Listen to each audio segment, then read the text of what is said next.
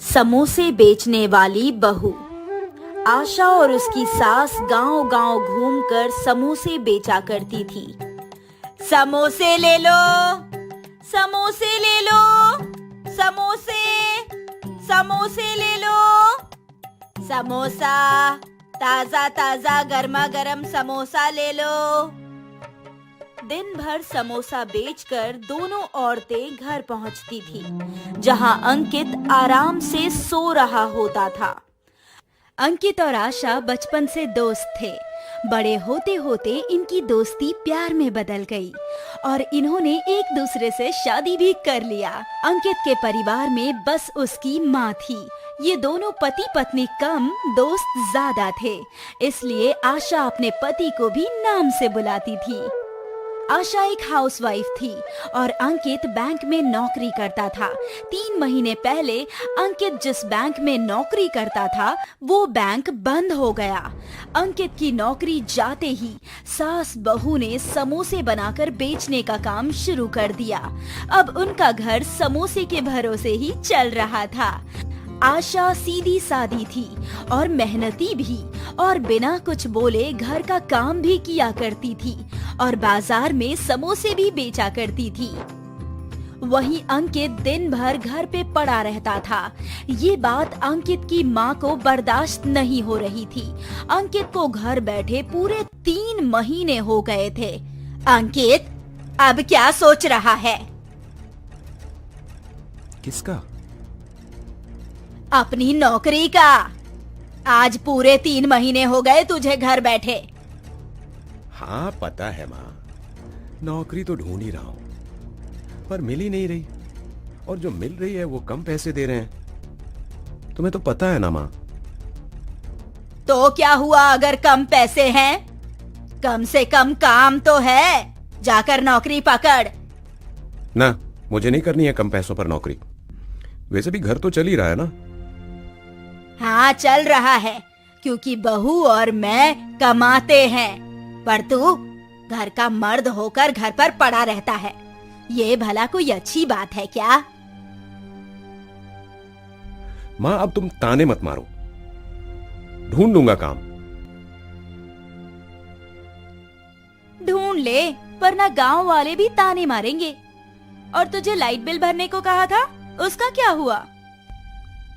ओ, मैं तो भूल ही गया था। आज चला जाता हूँ। तभी घर की लाइट चली जाती है। माँ अंकित के आलसीपन से तंग आ गई थी और अंकित को डांट रही थी। अंकित हर काम कल के लिए छोड़ देता और वो कल कभी नहीं आता है।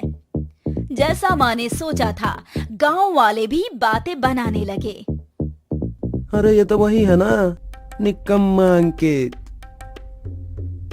हाँ, सुना है इसकी पत्नी बहुत अच्छे समोसे बनाती है। वो समोसा बेचकर पैसे कमाती है और ये दिन भर घर पर पड़ा रहता है।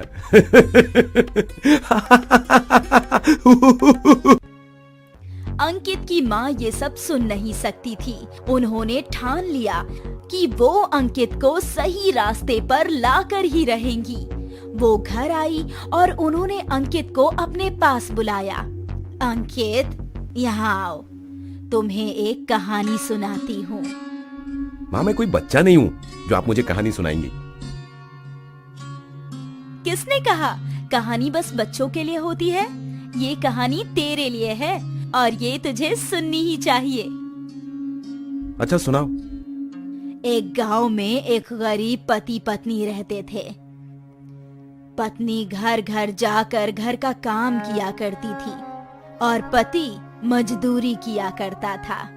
एक रात दोनों खाना खा रहे थे। अच्छा हुआ आज आपको मजदूरी का काम मिल गया, नहीं तो आज भी भूखे पेट सोना पड़ता हमें। हाँ आज का तो हो गया, न जाने कल का क्या हो। न जाने भगवान ने हमारी जिंदगी में इतने सारे कष्ट क्यों दिए हैं। न जाने हमसे क्या दुश्मनी है ऊपर वाले को, तभी इतनी घोर परेशानियों में फंसा दिया है। दोनों पति पत्नी हर रात भगवान को कोसते, बहुत भला बुरा कहते, अपनी सारी मुश्किलों के लिए वो भगवान को कसूरवार समझते थे और जो भी अंट शंट मन में आता वो कहकर सो जाया करते। एक ऐसी ही रात की बात है। आधी रात के समय उनके घर एक साधु आया और दरवाजा खटखटाने लगा। कोई है क्या घर में? मेरी मदद कर दो। ए जी, उठिए, देखिए इतनी रात में कौन घर का दरवाजा ठोक रहा है। रुको रुको, जाता हूँ। पति ने उठकर दरवाजा खोला। बेटा, मेरी थोड़ी मदद कर दे। हमसे हो पाएगा तो जरूर करेंगे मदद। बताइए, हम आपकी क्या मदद कर सकते हैं? मैंने पिछले 2 दिन से कुछ नहीं खाया है बेटा, बहुत भूख लगी है। अगर तुम मुझे थोड़ा भोजन दे दो तो बहुत मेहरबानी होगी।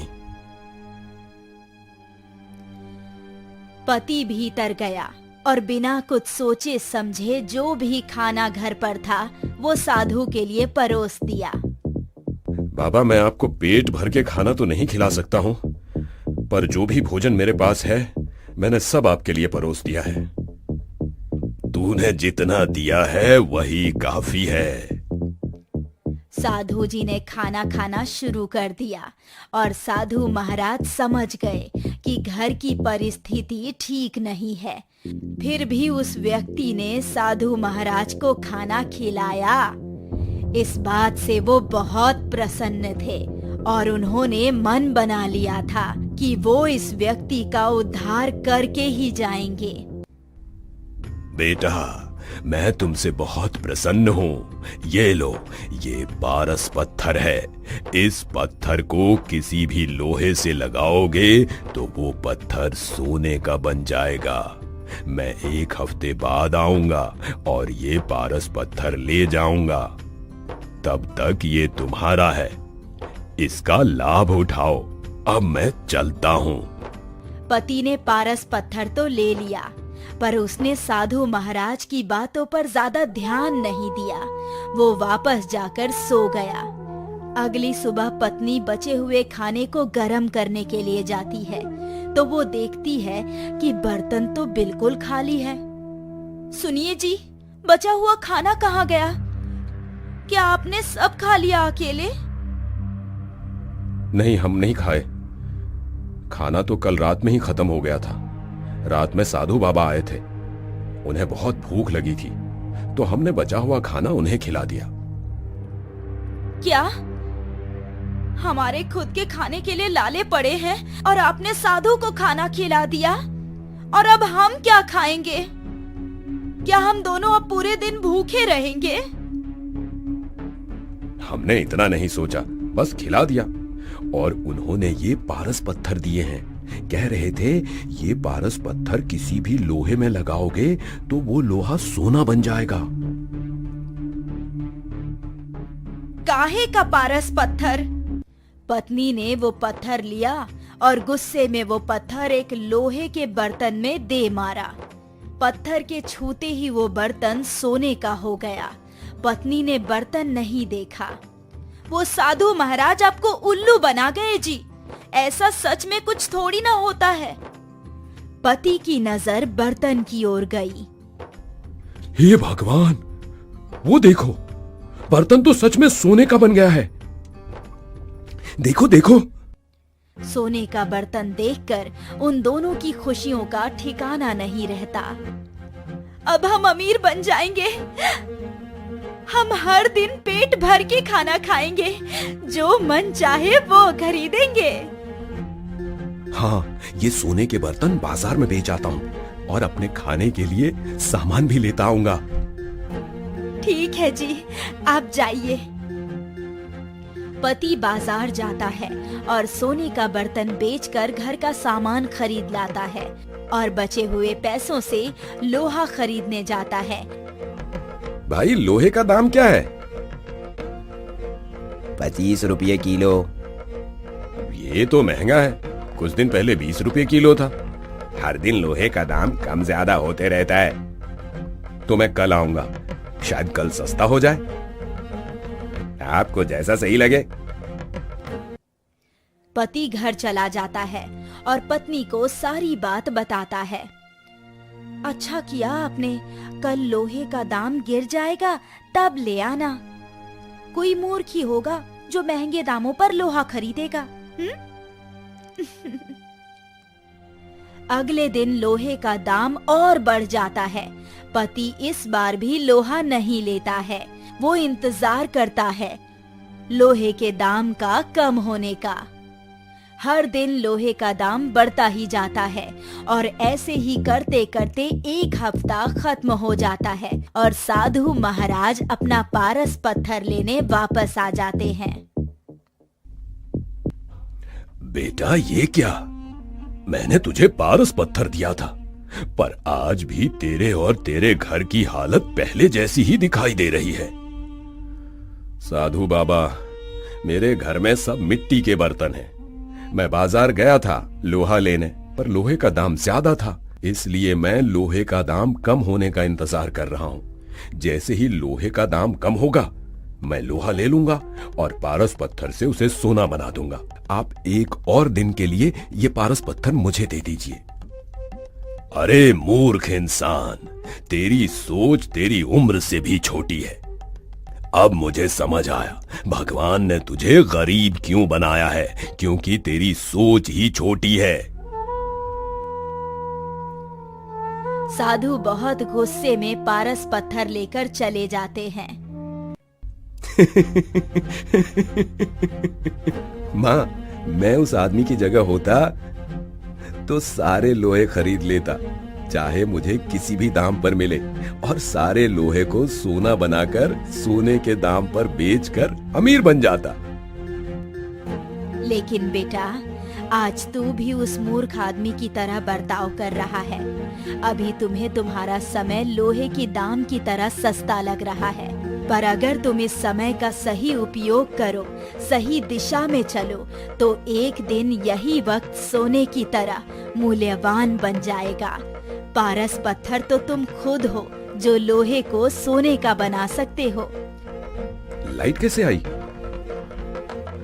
लाइट के साथ आशा भी घर आई। मुझे पता था कि आप लाइट बिल नहीं भरोगे, इसीलिए मैंने भर दिया। अंकित समझ गया कि माँ उसे क्या समझाना चाहती थी। 2 दिनों के अंदर अंकित ने दूसरी बैंक में जॉब ढूंढ ली और ये देखकर माँ और आशा दोनों बहुत खुश हुए।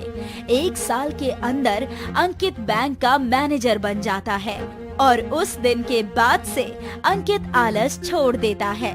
उसे समय की अहमियत समझ आ गई थी और वो सही टाइम पर हर काम करता है। वक्त तो पारस पत्थर है, जिसका सही उपयोग करोगे तो सच में सोने जैसी जिंदगी बन जाएगी।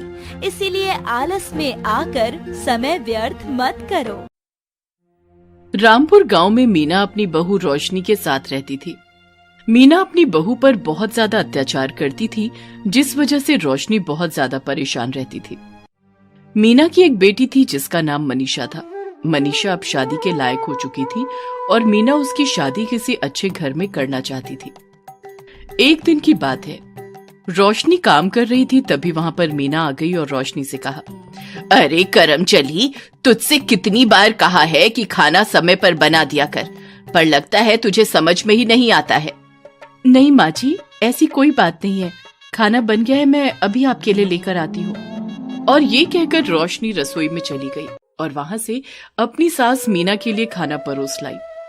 खाना लाने के बाद रोशनी ने खाना मीना को दे दिया। मीना ने जब खाना खाया तो उसने रोशनी से कहा, अरे इसमें कितना ज्यादा नमक कर दिया है, क्या तुझे खाना बनाना भी नहीं आता है? अरे माँ जी, ऐसी कोई बात नहीं है, मैंने तो नमक सही डाला था, लगता है गलती से ज्यादा हो गया होगा। आप गुस्सा मत हो, मैं फिर से सब्जी बना देती हूँ।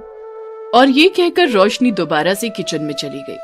धीरे धीरे समय गुजरता है और एक दिन मनीषा की शादी के लिए कुछ लोग आए और वो रिश्ता तय कर गए। इस बात से मीना बहुत खुश हुई और कुछ समय बाद मनीषा की शादी हो गई।